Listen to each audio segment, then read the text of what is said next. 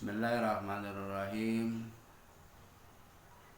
Assalamualaikum warahmatullahi wabarakatuh. Innal hamdalillah nahmaduhu wa nasta'inuhu wa nastaghfiruh wa na'udzu billahi min syururi anfusina wa min sayyiati a'malina. May yahdihillah fala mudhillalah wa ma yudlil fala hadiyalah. Asyhadu an la ilaha illallah wahdahu la syarikalah wa asyhadu anna Muhammadan abduhu wa rasuluhu la nabiyya ba'dah. Allahumma salli wa sallim wa barik ala sayyidina Muhammad wa ala alihi wa ashabihi wa man tabi'ahum bi ihsanin ila yaumiddin. Amma ba'du. Puja dan puji syukur marilah senantiasa kita panjatkan kehadirat Allah Subhanahu wa ta'ala atas segala limpahan karunia-Nya kepada kita. Salawat dan salam yang sebesar-besarnya semoga senantiasa tercurah limpahkan kepada junjungan kita Nabi besar Muhammad sallallahu alaihi wasallam, juga kepada para keluarganya, para sahabatnya, dan para pengikutnya hingga akhir zaman, serta semoga kita semuanya mendapatkan syafaatnya kelak di yaumil qiyamah. Kaum muslimin rahimakumullah, pada kesempatan kali ini kita akan membahas tentang tujuan puasa menurut Al-Quran. Kaum muslimin rahimakumullah, puasa telah lama dikenal oleh umat manusia. Namun ia bukan berarti telah usang atau ketinggalan zaman. Karena generasi abad sekarang pun, abad ke-21 ini, masih melakukannya dengan berbagai macam motif dan dorongan. Puasa dalam arti mengendalikan dan menahan diri untuk tidak makan dan minum dalam waktu-waktu tertentu dilakukan antara lain dengan tujuan memelihara kesehatan atau merampingkan tubuh, atau dalam bentuk mogok makan sebagai pertanda protes atas perlakuan pihak lain, atau dilakukan sebagai tanda solidaritas atas malapetaka yang menimpa teman atau saudara, seperti yang terdapat di sementara suku-suku di India dan lainnya yang hingga kini masih berlaku. Puasa dengan aneka ragam tujuan dan bentuk tersebut dihimpun oleh satu esensi, yaitu pengendalian diri. Puasa yang dilakukan umat Islam digarisbawahi oleh Al-Quran sebagai bertujuan untuk memperoleh takwa, la'allakum tattaqun. Tujuan tersebut tercapai dengan menghayati arti puasa itu sendiri. Memahami dan menghayati arti puasa memerlukan pemahaman terhadap dua hal pokok menyangkut hakikat manusia dan kewajibannya di muka bumi ini. Pertama, manusia diciptakan oleh Allah dari tanah, kemudian dihembuskan kepadanya ruh ciptaannya dan diberikan potensi untuk mengembangkan dirinya sehingga mencapai satu tingkat yang menjadikannya wajar untuk menjadi khalifah atau pengganti Allah dalam memakmurkan bumi ini. Dalam kitab Perjanjian Lama, demikian pula dalam kitab-kitab hadis ditemukan bahwa Allah menciptakan manusia menurut petanya. Dalam arti diberi potensi untuk memiliki sifat-sifat Allah sesuai dengan kemampuannya sebagai makhluk. Kedua, dalam perjalanannya manusia menuju ke bumi, Adam alaihissalam, bapak moyang kita, melewati atau transit di surga, agar pengalaman yang diperolehnya di sana dapat dijadikan bekal dalam mensukseskan tugas pokoknya di bumi ini. Pengalaman tersebut antara lain adalah persentuhan dengan keadaan di surga itu sendiri. Di sana telah tersedia segala macam kebutuhan manusia, antara lain sandang, pangan, serta ketentraman lahir dan batin. Bisa dilihat dalam Al-Quran surat Toha ayat 118 sampai dengan 119 dan Al-Quran surat ke-56 surat Al-Dzariyat ayat 25. Hal ini mendorongnya untuk menciptakan bayangan surga di bumi, sebagaimana pengalamannya dengan setan mendorongnya untuk berhati-hati agar tidak terperdaya lagi sehingga mengalami kepahitan yang dirasakan ketika terusir dari surga. Kaum muslimin rahimakumullah, di dalam kehidupannya manusia mempunyai banyak kebutuhan yang secara garis besarnya dapat dikelompokkan pada 5 kebutuhan pokok. Yang pertama, kebutuhan fa'ali, makan, minum, dan hubungan seksual. Yang kedua adalah kebutuhan akan ketentraman dan keamanan. Yang ketiga, kebutuhan akan keterikatan pada kelompok. Yang keempat, kebutuhan akan rasa penghormatan. Dan yang kelima, kebutuhan akan tercapainya cita-cita. Kaum muslimin rahimakumullah, kebutuhan kedua tidak akan mendesaknya sebelum kebutuhan pertama terpenuhi. Bahkan seseorang dapat mengorbankan kebutuhan berikutnya bila kebutuhan sebelumnya belum terpenuhi. Sebaliknya, seseorang yang mampu mengendalikan dirinya dalam kebutuhan pertama akan dengan mudah mengendalikan kebutuhan-kebutuhannya yang berada pada posisi berikutnya. Dalam berpuasa, dari segi hukum, seseorang berkewajiban mengendalikan dirinya berkaitan dengan kebutuhan-kebutuhan fa'ali tersebut dalam waktu-waktu tertentu. Dalam berpuasa, yang bersangkutan juga sekaligus berusaha mengembangkan potensinya agar mampu membentuk dirinya sesuai dengan peta Tuhan dengan jalan mencontoh Tuhan dalam sifat-sifatnya. Karena itu Rasulullah Shallallahu Alaihi Wasallam bersabda, berakhlaklah, bersifatlah kamu sekalian dengan sifat-sifat Tuhan. Kalau ditinjau dari segi hukum puasa, maka sifat Tuhan yang diusahakan untuk diteladani oleh yang berpuasa adalah: yang pertama, Dia Tuhan memberi makan dan tidak diberi makan. Quran surat ke-6 ayat 14. Dan yang kedua, Dia Tuhan tidak memiliki teman wanita atau istri.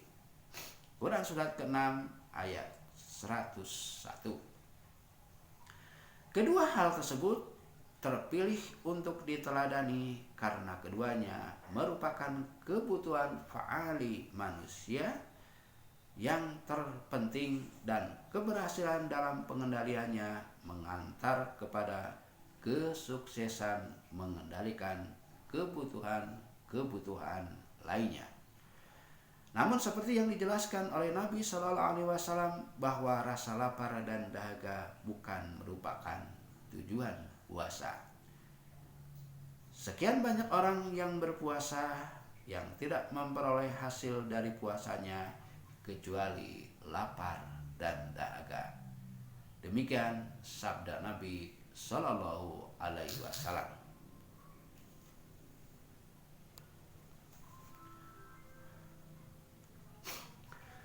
Hal ini disebabkan karena yang bersangkutan tidak menghayati tujuan puasa yang sebenarnya, tidak meneladani Tuhan dalam sifat-sifatnya yang berjumlah 99 itu, atau yang oleh sementara ulama dikatakan 127.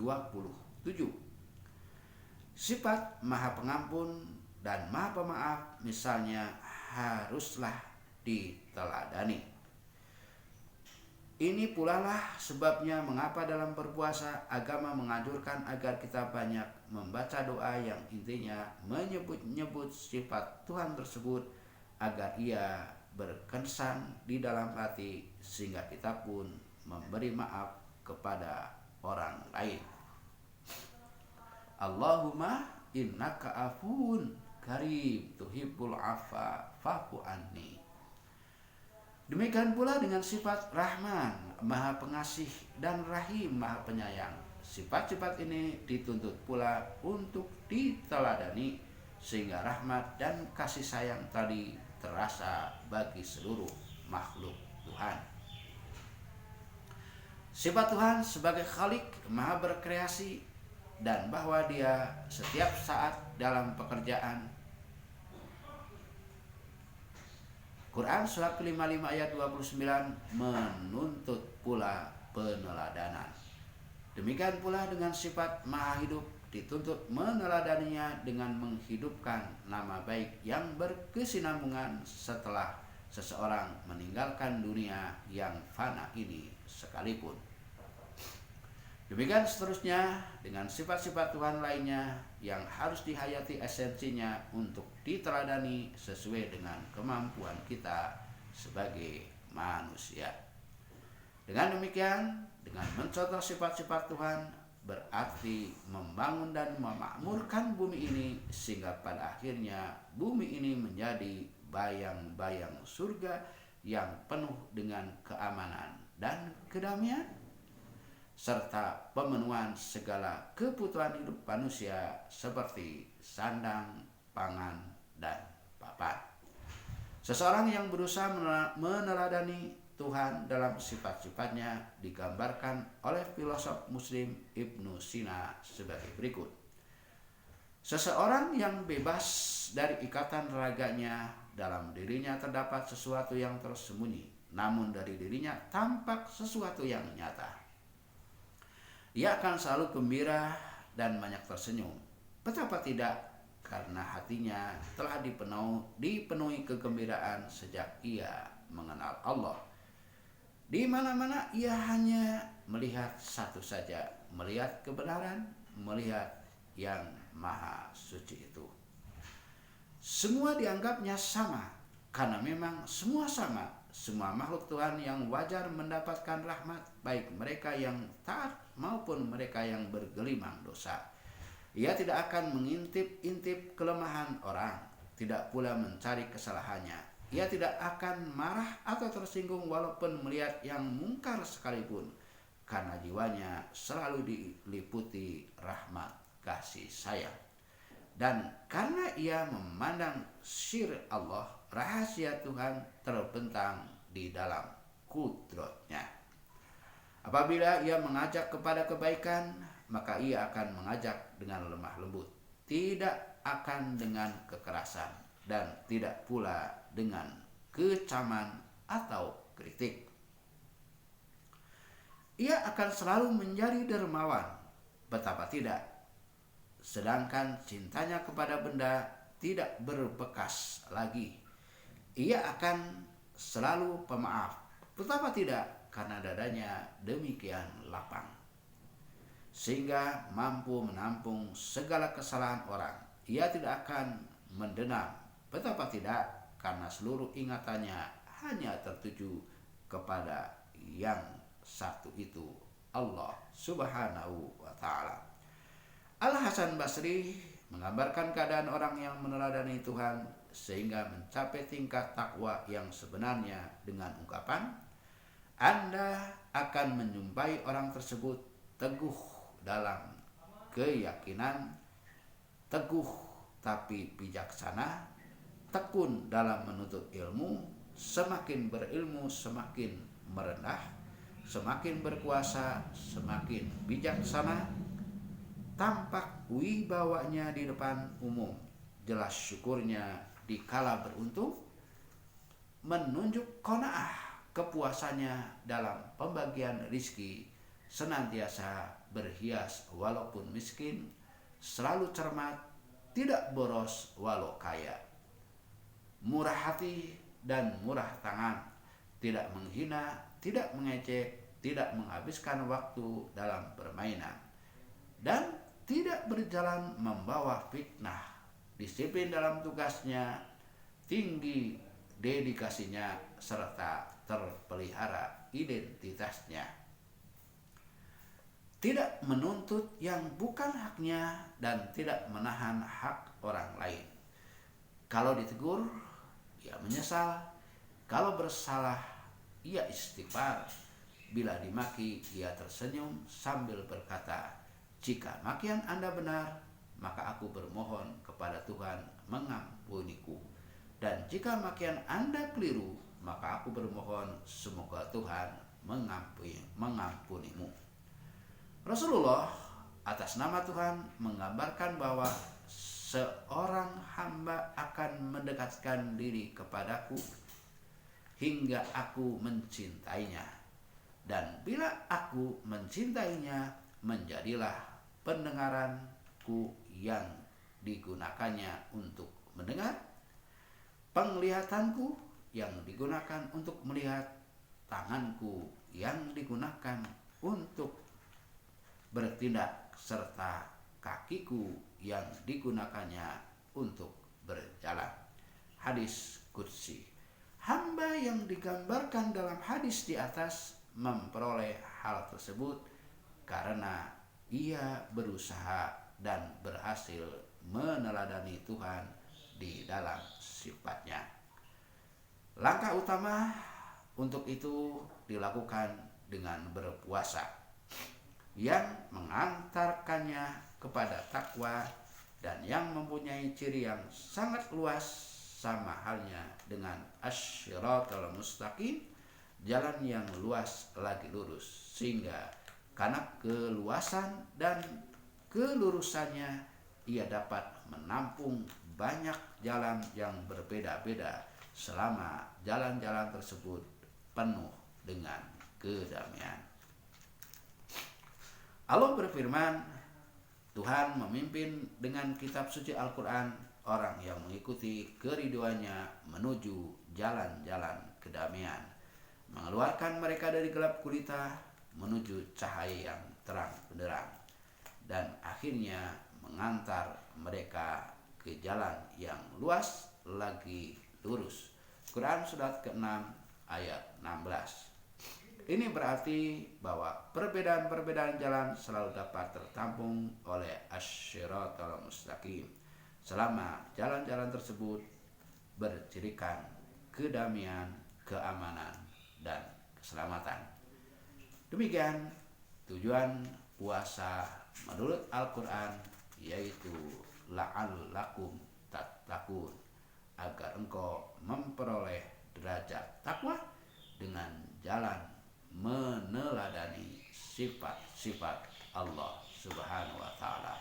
Semoga kita bisa melaksanakan puasa dengan sebaik-baiknya dan kita terhindar seperti yang dikatakan oleh Nabi, banyak orang yang puasa namun tidak memperoleh apa-apa dari puasanya kecuali lapar dan dahaga. Terima kasih.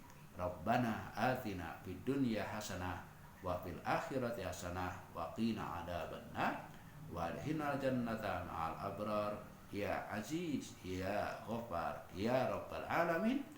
Wabillahi taufiq wal hidayah. Wassalamualaikum warahmatullahi wabarakatuh.